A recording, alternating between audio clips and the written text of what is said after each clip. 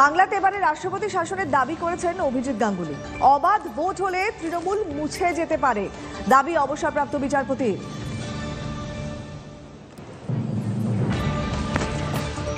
সাংঘাতিক খারাপ অবস্থা, এই রাজ্যে কোনো আইন শৃঙ্খলা নেই। পুলিশ দেখছে সাধারণ মানুষকে কীভাবে হ্যারাস করছে এবং সেটা উপমহলের নির্দেশে করছে। এটা কি আইন শৃঙ্খলা বলে? তারা মানুষের রোষ, সাধারণ মানুষের যে ক্ষোভ, সেটাকে সামলাতে পারছে না। চূড়ান্ত অবনতি এটা যারা বেশি দিন চলতে পারে। তার রাষ্ট্রপতি শাসনের 356-এর মতো পরিস্থিতি আছে কিনা আমি ক্লিয়ারলি বলছি, হ্যাঁ আছে। 356 করা দরকার। রাজ্যের মুখ্যমন্ত্রী রাজ্য চালাতে সম্পূর্ণভাবে ব্যর্থ। গোল্লা পাবে আমার হাতে, গোল্লা বিগ জিরো। আরো একবার শোনাবো আপনাদের এই বক্তব্য। বাংলাতে এবারে রাষ্ট্রপতি শাসনের দাবি তুললেন অভিজিৎ গাঙ্গুলি। প্রথম রাজনীতিতে পা রাখছেন, আর তাতে পা রেখেই এই দাবি অভিজিৎ গঙ্গোপাধ্যায়। তার বক্তব্য, ভোট যদি অবাধ হয় তাহলে তৃণমূল মুছে যেতে পারে, দাবি করেছেন অবসরপ্রাপ্ত বিচারপতি। আজকে প্রধানমন্ত্রীর সভা রয়েছে, যেখানে তিনি উপস্থিত থাকছেন। অভিষেক হচ্ছে তার রাজনৈতিক হিসেবে, এবং শিলিগুড়িতে পৌঁছে তিনি এই বক্তব্য রেখেছেন। তিনি আজকে সভায় বক্তব্য রাখতে পারেন বলে সুকান্ত মজুমদারও জানিয়েছেন। এখন দেখা সভা থেকে তিনি এ নিয়ে কি বলেন, কিন্তু তার আগে শিলিগুড়িতে পৌঁছেই তিনি বললেন, বাংলায় রাষ্ট্রপতি শাসনের দাবি জানালেন এবং বললেন যে অবাধ যদি ভোট হয় তাহলে তৃণমূল মুছে যেতে পারে। আরো একবার শোনাই কি বললেন বিচারপতি, অবসরপ্রাপ্ত বিচারপতি গঙ্গোপাধ্যায়।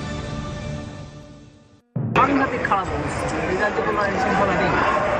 পুলিশ দেখছে সাধারণ মানুষকে কীভাবে হ্যারাস করছে এবং সেটা উপমহলের নির্দেশে করছে। এটা কি আইন শৃঙ্খলা বলে? তারা মানুষের রোষ, সাধারণ মানুষের যে ক্ষোভ, সেটাকে সামলাতে পারছে না। চূড়ান্ত অবনতি এটা যারা বেশি দিন চলতে পারে। তার রাষ্ট্রপতি শাসনের 356-এর মতো পরিস্থিতি আছে কিনা আমি ক্লিয়ারলি বলছি, হ্যাঁ আছে।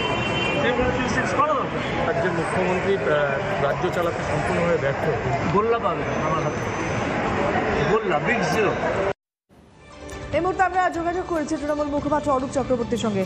অরূপবাবু, অভিজিৎ গঙ্গোপাধ্যায় তিনি শিলিগুড়িতে পা রেখে প্রথমেই বললেন বাংলা এবারে রাষ্ট্রপতি শাসন দরকার, তার দাবি, এবং এটাও বললেন যে যদি অবাধ ভোট হয় তাহলে তৃণমূল মুছে যেতে পারে। কি বলবেন? আমার প্রথম বক্তব্য, উনি একজন খুব ভালো দালাল, খুব ভালো ব্রোকার। একজন জমি বাড়ির দালালরা জমি বাড়ি যদি বিক্রি করতে পারে ভালো কমিশন পায়। তো উনি বিচারপতির আসনে বসে উনি ভালো বিজেপির দালালি করেছেন বলে ভালো ব্রোকারের হিসেবে লোকসভা আসন পেয়েছেন বা পেতে চলেছেন, এটা উনি নিজেই জানিয়েছেন। তো এবার ভালো দালালের একটা গুণ থাকতে হয় যে এই প্রজেক্টটা বিক্রি করছে বা বিক্রি করাচ্ছে, সেই প্রজেক্টটা যে প্রফিটেবল সেইটা বোঝাতে হয় মালিককে। তো এখন মালিককে বোঝাতে গেলে মালিককে লোকসভা নির্বাচনে এখান থেকে জেতাতে হবে, কিন্তু বাংলার মানুষ বিজেপিকে জেতাবে না। বাংলার মানুষ যে বিজেপি 2 কোটি বেকারের চাকরির কথা বলে 19 কোটি বেকার নতুন করে তৈরি করেছে, যে বিজেপি মূল্যবৃদ্ধির জ্বালায় দেশের মানুষকে জর্জরিত করেছে, যে বিজেপির আমলে মণিপুর হাতরাস উন্নাও দেখেছে, যে বিজেপির আমলে দেশের কৃষকরা রাস্তায় আজও দাঁড়িয়ে আন্দোলন করছে, সেই বিজেপিকে ভোট দেবে না। তাহলে এবার উপায় কি? কেন্দ্রীয় বাহিনী ইলেকশন ঘোষণার আগেই আনা। তাতেও হচ্ছে না, কারণ 2021-এ 843 কোম্পানি কেন্দ্রীয় বাহিনী এনে ভোটে কার্যত গালে থাপ্পড় খেয়েছে। এবার 920 এনেও বুঝতে পেরেছে ওরা মানুষের ভোটে জিতবে না, কারণ কেন্দ্রীয় বাহিনী তো ভোট দেবে না। তাই জন্য আগে থেকেই ক্যাপচার করতে হবে, অর্থাৎ কেন্দ্রীয় বাহিনী ভোট দিতে পারছে না, কিন্তু রাষ্ট্রপতি শাসন করলে তাহলে বিজেপির ক্যাডাররাই গিয়ে ভোটটা দিতে পারবে। এই জিনিস, এই রাজনীতি বাংলার বুকে চলবে না। এই অভিজিৎ গাঙ্গুলি একটা দালাল, রেজিস্টার্ড দালাল। বাংলার মানুষ দেখেছে কিভাবে বিচারপতির আসনে বসে বিচার ব্যবস্থাকে কলুষিত করেছে।